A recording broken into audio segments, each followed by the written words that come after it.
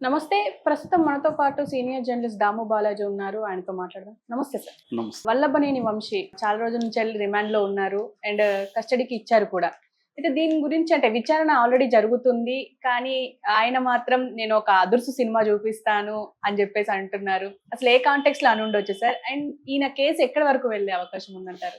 వల్లభనేని వంశీ రోజుకొక ట్విస్ట్ చోటు చేసుకుంటుంది ఆయన కేసులో. ఆయన మామూలుగా అయితే ఆయన్ను SC, ST atrocities and kidnap ఈ కేసులో అరెస్ట్ చేశారు కృష్ణలంక పోలీసులు.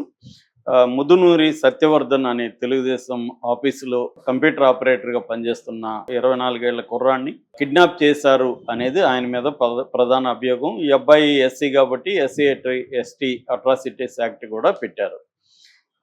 యాక్చువల్గా వల్లభనేని వంశీ మీద దాదాపు 16 కేసులు ఆల్రెడీ ఉన్నాయి గతంలో.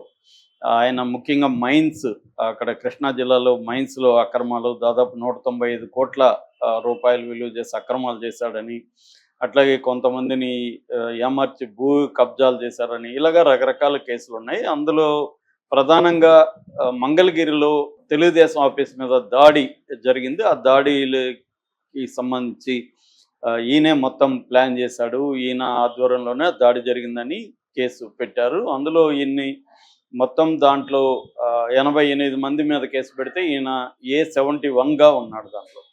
అయితే దాంట్లో అరెస్ట్ చేయట్లేదు ఈయన్ని. అయితే ఈయన ఏం చేశాడు మధ్యలో, అంటే అకార్డింగ్ టు తెలుగుదేశం చెప్తున్నా, ఈయన ఏం చేశాడంటే ఈ సత్యవర్ధన్ అనే అబ్బాయి కేసు పెట్టాడు. తెలుగుదేశం ఆఫీస్లో ఈ అబ్బాయి పనిచేస్తున్నాడు కాబట్టి ఈ అబ్బాయి కంప్లైంట్ ఇచ్చినట్టుగా తెలుగుదేశం వాళ్ళు కంప్లైంట్ ఇప్పించారు సత్యవర్ధన్ దగ్గర. సత్యవర్ధన్ని కిడ్నాప్ చేసి వల్లభనేని వంశీ బెదిరించి డబ్బులు ఆశ చూపించి ఈ కంప్లైంట్ విత్డ్రా చేసుకునేట్టుగా చేశారు.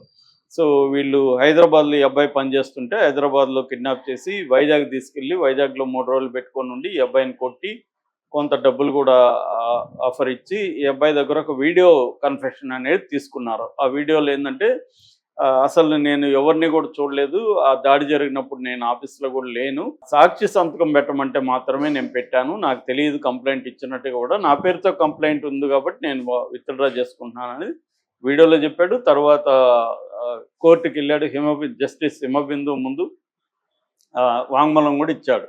నన్ను ఎవరు బెదిరించట్లేదు, నేను వాలంటరీగానే వచ్చి విత్డ్రా చేసుకుంటున్నాను, ఎందుకంటే ఈ కేసు ఉండడం వల్ల నాకు అక్కడ ఉద్యోగంలో ఇబ్బందులు వస్తున్నాయి, అందుకని నేను విత్డ్రా చేసుకున్నానని చెప్పాడు. ఎప్పుడైతే ఇది జరిగిందో ఇమ్మీడియట్గా తెలుగుదేశం ప్రభుత్వం రంగంలోకి దిగింది, పోలీసులను పిలిపించి ఈ కేసు ఇతని మీద పెట్టేశారు. ఇతను కిడ్నాప్ చేశారని తన మీద కేసు పెట్టారు. దాంతోపాటు సత్యవర్ధన్ మీద కూడా అతను ప్రలోభాలకు లొంగి 5 లక్షల డబ్బులు తీసుకొని కేసు విత్డ్రా చేసుకున్నాడని కూడా అతని మీద కూడా కేసు పెట్టారు. ఇది నిజానికి పరస్పరం కాంట్రాడిక్టరీ కేసులు. కిడ్నాప్ అన్నా జరిగి ఉండాలా, ప్రలోభాల కన్నా గురై ఉండాలి. కిడ్నాప్ అని ఒక పక్క కేసు పెడతారు, ప్రలోభాలను పెడతారు, ఇవేమి నిలవు. కానీ ఎస్సీ ఎస్టీ అనేది చట్టం కొంత రిగరస్ యాక్ట్ కాబట్టి ఆ చట్టం కింద బెయిల్ ఈజీగా రాదు. అందువల్ల ఇప్పుడు వల్లభనేని వంశీకి ప్రాబ్లం ఏంటంటే త్వరగా బెయిల్ వస్తే లేకపోతే జైల్లో ఎక్కువ కాలం ఉండాలి. రెండవది, మామూలుగానే ప్రభుత్వాలు ఎవరన్నా వేధించాలనుకుంటే చేసే పని ఏంటంటే ఎక్కువ కేసులు పెట్టేయడం ద్వారా ఒక కేసులో జైల్లో ఉంటాడు, బెయిల్ వస్తుంది, జైలు నుంచి బయట వచ్చే లోపలే పీటీ వారెంట్ ఇష్యూ చేపిస్తారు. పీటీ వారెంట్ అంటే ప్రిజనర్ ఇన్ ట్రాన్సిషన్ అంటారు. అంటే వేరే చోట వేరే జైల్లో వేరే కేసులు ఉన్నప్పుడు ఇంకొక కేసులో వారెంట్ కావాలంటే అది పీటీ వారెంట్ ఇష్యూ చేస్తుంది. పీటీ వారెంట్ తీసుకెళ్ళి అతన్ని మళ్ళీ తాము పోలీసులు కస్టడీకి తీసుకోవడం ఇంకొకటి జరుగుతుంది. అలాగే ఒక కేసులో బెయిల్ వస్తే ఇంకొక కేసు. ఇది ఎప్పటి నుంచో మావోయిస్టుల మీద ప్రయోగించే, మావోయిస్టులు, పౌరకుల సంఘ నాయకులు వీళ్ళ మీద ప్రయోగించే టెక్నికే ఇది, ఇదేం కొత్తది కాదు. దాన్ని ఇప్పుడు ప్రతిపక్షాల మీద ప్రయోగిస్తున్నారు కొత్తగా. ప్రతిపక్ష నాయకుల మీద కూడా సేమ్ టెక్నిక్ ఫాలో అవుతున్నారు. ఇది జగన్ కూడా గతంలో చేశాడు. చింతమనేని ప్రభాకర్ మీద దాదాపు 60 కేసులు పెట్టాడు జగన్ కూడా. చింతమనేని ప్రభాకర్ ఒక కేసులో బయట వస్తే ఇంకో కేసులో లోపలేసేయడం, అదొకటి. రెండవది, జైల్లో మామూలుగా అయితే జైల్లో దారుణమైన పరిస్థితులే ఉంటాయి. ఫుడ్ కానీ, బాత్రూమ్ వ్యవహారం కానీ, తర్వాత ఎవరైనా కలవడం కానీ, నిద్రపోయడానికి మినిమం సౌకర్యాలు కానీ ఇవేవి ఉండవు. ఇవాళ మన అందరికి కూడా, మిడిల్ క్లాస్ వాళ్ళకి కూడా బయట మినిమం సౌకర్యాలు ఉంటాయి. ఏసీలు ఉంటాయి, వెస్ట్రన్ కమోడ్ ఉంటుంది, మనం కొద్దిగా డైటింగ్ ఇవన్నీ చేసుకోగలుగుతున్నాం. కానీ జైల్లో ఇవేవి సాధ్యం కాదు. మార్నింగ్ లేచిన దగ్గర నుంచి నిద్రపోయే వరకు అనేక రకమైన హారర్ సినిమాల్ని చూడాల్సి వస్తుంది. సో వీళ్ళే మామూలుగా అయితే డబ్బులు ఇస్తే ఆ హారర్ కొంత తగ్గుతుంది. ఆయన ఎవరో చెప్పినట్టుగా హారిబులా మెజరబులా అంటే హారిబుల్ మెజరబుల్ కాదని. మెజరబుల్ కాకుండా హారిబుల్గా ఉండొచ్చు మనం జైల్లో ఏది డబ్బులు ఇస్తే.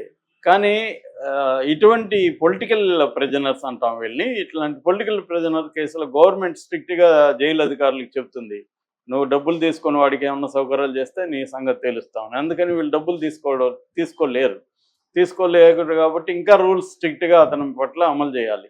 ఇప్పుడు వంశీకి సంబంధించి కూడా ఇదే జరుగుతుంది. అతనికి వెన్నునొప్పి ఉంది, పడుకోవడానికి ఏదన్నా మంచి బెడ్ వేసుకుంటాను, నా బెడ్ నేను తెచ్చుకుంటాను, కుదరదు. మామూలుగా అయితే బెడ్ తెచ్చుకోను. నేను జైల్లో ఉన్నప్పుడు నేను నా దుప్పట్లు నేనే తెచ్చుకున్నాను, అవన్నీ పడుకునేవాడిని. వీలైనంత కంఫర్టబుల్గా అక్కడ చూసుకునేవాడు. సో ఫుడ్ కూడా బయట నుంచి వచ్చేది, ఇవన్నీ ఉండేవి. కానీ ఇప్పుడు వంశీకి అవేమి కుదరవు. ఫుడ్ అక్కడదే తినాలి. అది సబ్ జైలు, డిస్ట్రిక్ట్ జైళ్ళలో బాగుండదు ఫుడ్ కూడా, ఏదో పెడతారు. సో అది పైగా టైము మనకి ఆకలి ఎత్తినప్పుడు తినడానికి లేదు. వాడి టైమింగ్స్ వేరే ఉంటాయి. 11కి 11:30కి అంతా లంచ్ అయిపోతుంది. మార్నింగ్ 6కి ఎంతో టీనో కాఫీనో ఇస్తారు. అది ఎట్లుంటుంది, రైల్వే లాగా ఉంటుంది. ఎందుకంటే కరప్షన్ ఎక్కువ ఉంటుంది, మంచి క్వాలిటీ ఇవ్వరు. సో అలాగా మళ్ళీ ఈవినింగ్ 6కంతా డిన్నర్ అయిపోతుంది. డిన్నర్ అయిపోయినాక ఇంకా ఏం చేయాలో తెలియదు. మేజర్ ఏంటంటే ఒకటి బోర్డమ్, ఒంటరిగా ఉంటే. ఇప్పుడు వంశీ ఒంటరిగా ఉంటాడు. అతను బయట జనంతో ఉన్న వ్యక్తి ఇప్పుడు ఒంటరిగా ఉండాలి, ఆ బోర్డము. రెండోది రకరకాల ఇష్యూస్, నిద్రపోలేరు, టాయిలెట్ అది లేదు కాబట్టి అది కూడా చాలామందికి అయితే మోకాళ్ళు కొట్టుకుపోయి, అంటే కూర్చొని ప్రెజర్ అయ్యి మోకాళ్ళు డ్యామేజ్ అయిపోయిన సంఘటనలు కూడా ఉన్నాయి. ఎందుకంటే అలవాటు లేదు ఇండియన్ కమోడ్స్ కూర్చొని. సో ఇటువంటి ప్రాబ్లమ్స్ చాలా ఉంటాయి. సో ఇవి మనకి మామూలుగా చిన్నవి అనిపించాయి, కానీ అక్కడ ఉండేవాడికి అది హారరే. అది అలాగే వంశీకి కూడా హారర్ కనిపిస్తుంది ఆల్రెడీ. అతను బెడ్ అయితే కోర్టు గ్రాంట్ చేసింది, బెడ్ వరకు వేసుకోవచ్చు. ఇంటి నుంచి ఫుడ్ అయితే లేదు, ఆ ఫుడ్డే తినాలి. మామూలుగా అయితే స్టాఫ్కి సపరేట్గా వండుతారు ఫుడ్. ఆ ఫుడ్ని డబ్బులు ఇస్తే మనకు కూడా ఫుడ్ పెడతారు. అవి కొంత నీట్గా ఉంటుంది. ఒక్కోసారి ఇంకా డబ్బులు ఇస్తే స్టాఫే ఇంట్లో వండి కూడా మనకి తీసుకొస్తారు. చికెన్ మటన్ వాళ్ళ ఇంట్లో వండి వాళ్ళు కొంత తీసుకొని మనకు కొంత తీసుకొస్తుంటారు. ఇవన్నీ ఇప్పుడు సాధ్యం కాదనమాట. సో ఈ హారిబుల్ వ్యవహారంలో ఉన్నాడు వంశీని. ఇప్పుడు ఒకసారి దొరికాడు కాబట్టి తను ఈజీగా వదిలిపెట్టరు. నిన్న కూడా 3 కేసులు పెట్టారు. నిన్న ఏం పెట్టారంటే